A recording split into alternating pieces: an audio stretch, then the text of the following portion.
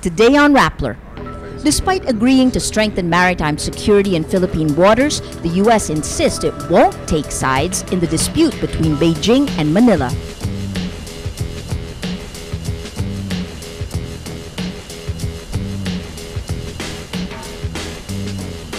U.S. President Barack Obama refuses to confirm if an escaped Chinese dissident is hiding in its Beijing embassy.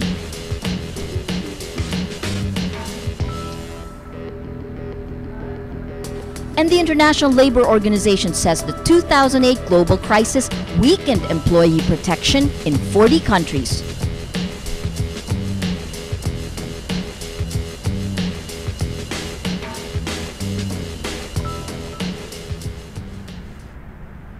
Hello, I'm Maria Ressa. Welcome to Rappler, your social news network, where stories inspire community engagement and digitally fueled actions for social change. Rappler comes from the root words rap, to discuss, plus ripple, to make waves. We at Rappler promise uncompromised journalism that hopefully inspires smart conversations and ignites a thirst for change. Well, the Philippines and the U.S. agreed to strengthen maritime defense in Philippine waters in talks in Washington. The agreement comes in the middle of a standoff between Beijing and Manila over the disputed Scarborough Shoal. In historic bilaterals dubbed 2+2, Foreign Affairs Secretary Albert Del Rosario and Defense Secretary Voltaire Gasmin meet with counterparts U.S. Secretary of State Hillary Clinton and Leon Panetta in Washington. Clinton clarifies the U.S. government does not take sides in sovereignty disputes in the South China Sea, but it does have an interest in ensuring freedom of navigation in the sea lanes in the region. The Philippines laments the poor state of its armed forces and appeals for U.S. help in building a minimum credible defense. An international news agency had described our defense capabilities as being, quote-unquote, notoriously dilapidated.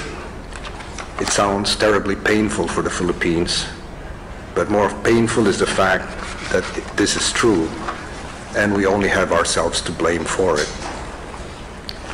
For the Philippines to be minimally relied upon as a U.S. regional partner, as we are by far the weakest link in the security chain, it therefore behooves us to resort to all possible means to build, at the very least, a most minimal, credible defense posture. The Philippines and China both assert territorial rights over the Scarborough Shoal in the South China Sea, with ships from both nations stationed there for nearly 3 weeks. The Philippines says the shoal falls well within its 200 nautical mile exclusive economic zone, recognized by international law.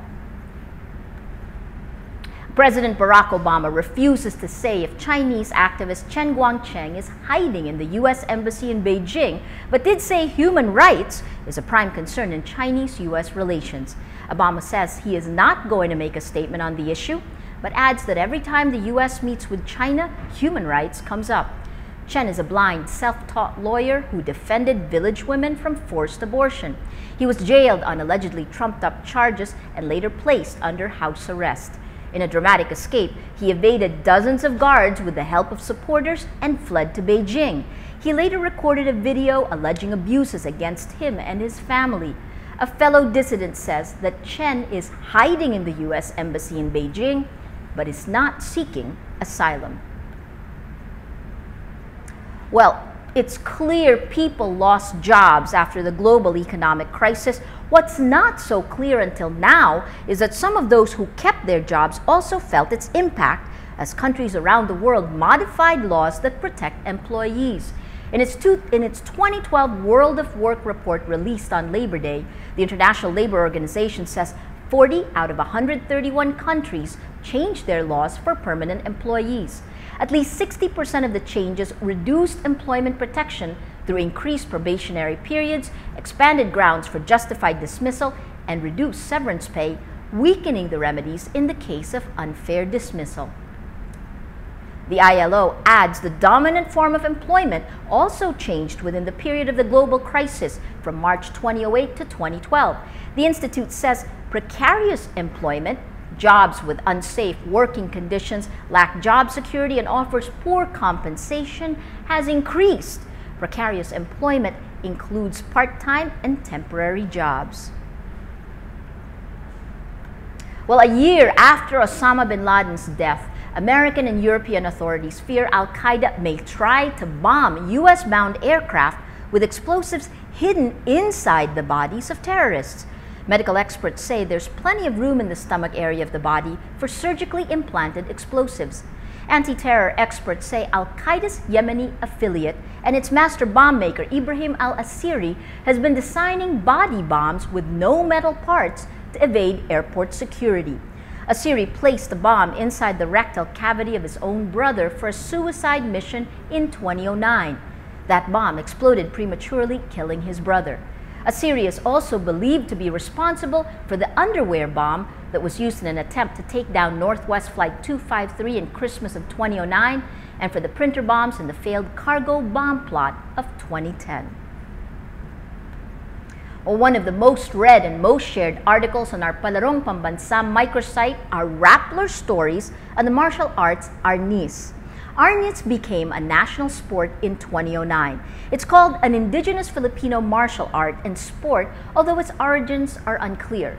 One theory says our ancestors used sticks to practice wielding swords and bolos because weapons were banned in Luzon and Visayas during the Spanish colonial period.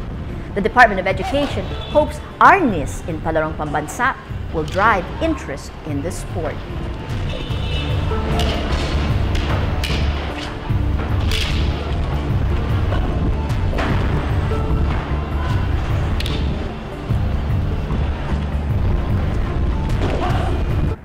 Well, former beauty queen Miriam Kamba apologizes to the lesbian, gay, bisexual, transgender, or LGBT community for her comments on TV and online on sexuality and religion. Kamba was a guest panelist in ABS-CBN's Bottom Line, while Benz Benedicto of Ladlad Party List was the main guest. Ladlad Party List is a gay rights group. Kamba said, "God made us all for a purpose, and I don't understand why God made him that way," she said, referring to Benedicto. She adds, "I feel, though, that in my knowledge of God, God never makes mistakes, and he's not a liar." Kiambao did not stop there. After the show, she said on Twitter, "Homosexuality is not a sin, but a lie from the devil. Do not be deceived." Her tweets were criticized online. Singer-songwriter Jim Paredes says, "LGBTs are God's children too," while singer Lea Salonga says, "Being gay is not a choice. If you are, you were created gay by God." Kiambao later apologizes to the LGBT community, promising to be more sensitive. Well, the Philippines releases a long-awaited TV ad campaign that aims to continue and expand the tourism campaign it began in January on social media. Aired on CNN this week, it's More Fun in the Philippines. The video has moved to the internet and social networks.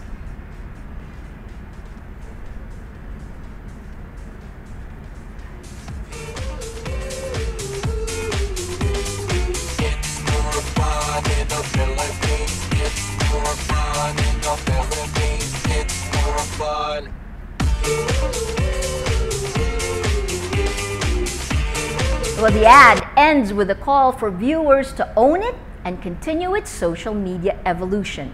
Despite the enthusiastic online response for the campaign's initial salvo, internet critics say the quality of the video version is not up to international standards. Well, let's now look at Rappler's Wrap for today, a list of the 10 most important news around that you shouldn't miss. Number 5 looks at the political drama in Myanmar, where Aung San Suu Kyi ends the standoff with the military junta over a controversial oath she felt gave inordinate power to Myanmar's military. She and her party joined parliament on Wednesday. For number 6, we recommend the story on the Philippines Coming Out Party, the first time in 22 years it hosts the Asian Development Bank's annual meeting also on Wednesday. Finance Secretary Cesar Purisima told Rappler the country is poised for sustained growth after fundamental reforms for good governance were set in place last year. For number 7, We look at Microsoft's purchase of Barnes & Noble's eBooks business and reader Nook for $300 million. Barnes & Noble stock skyrocketed 95% Monday before the markets even opened. This ends a long patent dispute between the two and unites them against Amazon's Kindle and Apple's iPad. Well, that's Rappler's Newscast, Tuesday, May 1, 2012. Visit Rappler.com and watch us Monday to Friday. Tell us how you feel on our mood meter. I'm Maria Ressa. As we say at Rappler, tomorrow begins today. We leave you with images for Labor Day. Kalaw, a Rappler short story by Patricia Evangelista.